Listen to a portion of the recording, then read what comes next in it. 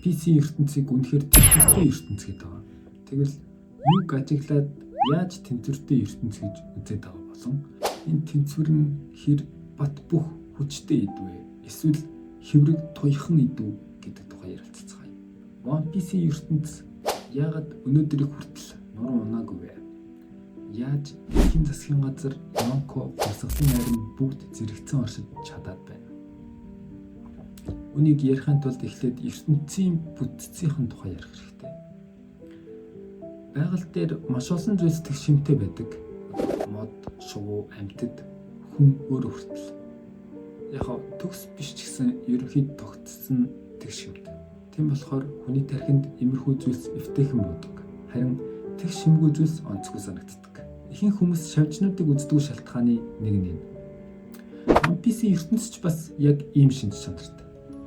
Зөвхөн хажуу тийшээ гэлтгүү дээшээ доошоо хуваагдал. Далайн төвшнөөс дээш 10,000 м, доош 10,000 м гэх жишээтэй.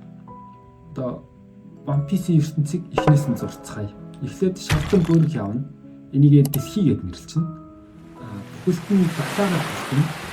Red line гээд улаан чулуугаар бүслүүр шиг тойруулаад татна. Red line-ыг бол улаан шугам гэж орчуулж байгаа юм. Үүнтэйгээ 90 градусын өнцгөр 70 урсгал зурнаа. Одоо нөгөө матрийн зам, мэлхийн зам гэдэгтэй адилхан. Энэ хоёр урсгал нь 50 бүс гэдэг нэртэй 70 амтнаар дүүрмэд хэсэг. 70 амтан гэдэг. Ердийн нөхцөлд үүгээр хөлөгтэй гатлах бол боломжгүй.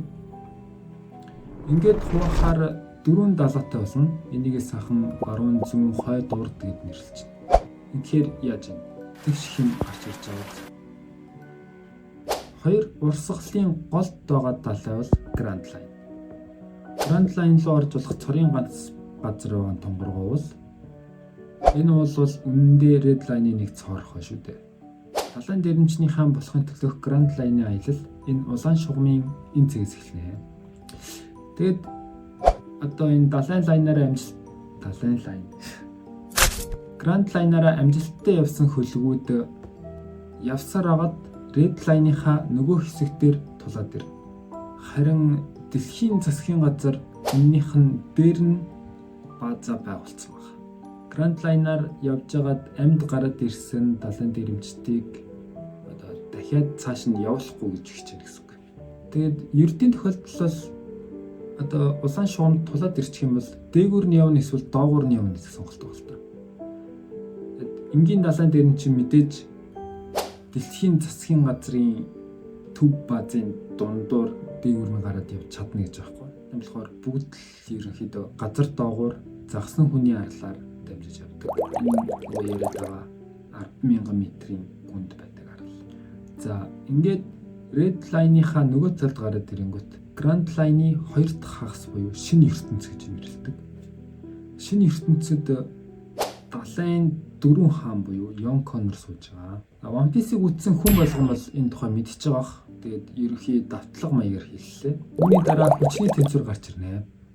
Дөрвөн Yonko-гийн эсрэг усан цэргийн адмиралууд болон Shichibukai энэ ертөнцийн тэнцвэрийг хадгалдаг гэж ярьж исэн. Гэхдээ илүү том зургаар нь харах юм бол дэлхийн засгийн газар өөрөө асар их хүчтэй. Ер нь бол хамгийн хүчтэй. Бүр далайн дэрэмчний хаан хүртэл сөрж дийлэх хэрэг. Тийм болохоор Рожер далайн дэрэмчний 90%-ийг эхлүүлэх сонголт хийсэн. Ингээд дэлхийн засгийн газар үе олон далайн дэрэмчэнтэй тэмцэх ажилтай болж байгаа юм. Тэгсэн чинь дээр нь хувьсгалын айрам гэж бас байгаа. Тэд бүх хүчийг зөвхөн далайн дэрэмчдэд төвлөрүүлэх боломжийг үгүй хийж байгаа нь тэнцвэрийн бас нэг хүчин зүйл юм болов уу гэж бодод байна. За тэгээд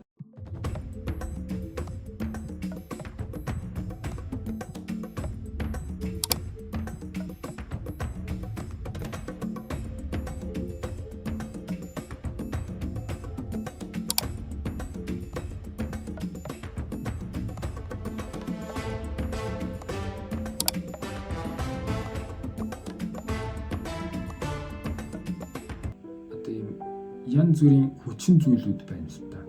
Эхнээс нь дурдаад явах юм бол One Piece-ийн ертөнцид асар их хүчийг нэг газар төвлөрүүлэх хэцүү байдаг.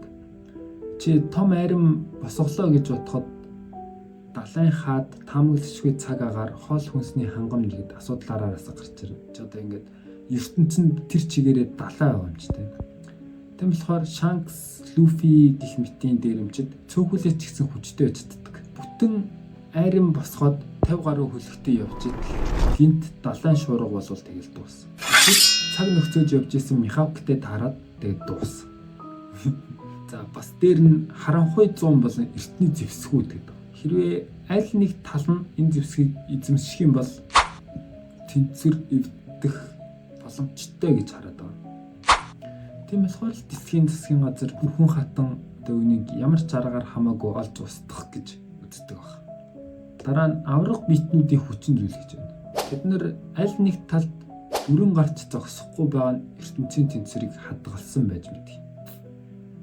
Жишээлх юм бол Big Mom Lolo гэрлүүлчих юм бол Shanks Kaido хоёрыг хамттан зайлуулж чадах байсан гэж хэлсэн. Really nigga? Харин нөгөө талд дэлхийн сүүдэрт оршдог Imu Sama болон Бурхны хөлөг Батар. Тэд бол ямар нэгэн шинэ хүчин зүйл биш. Анхнаасаа энэ тогтолцооны голд оршиж ирсэн. Харин бид нар саяхан мэдсэн. Тэд Vegapunk Caesar гэх мэт ашиглаж болох бүх зүйлийг ашиглаад Shichibukai нарын хүчийг орлож чадсан. Гэлээч гэсэн саяны хүчин зүйлүүдээс болж хүссэн хүний амархан устгах чадахгүй. Энэ аль талдаа яг адилхан.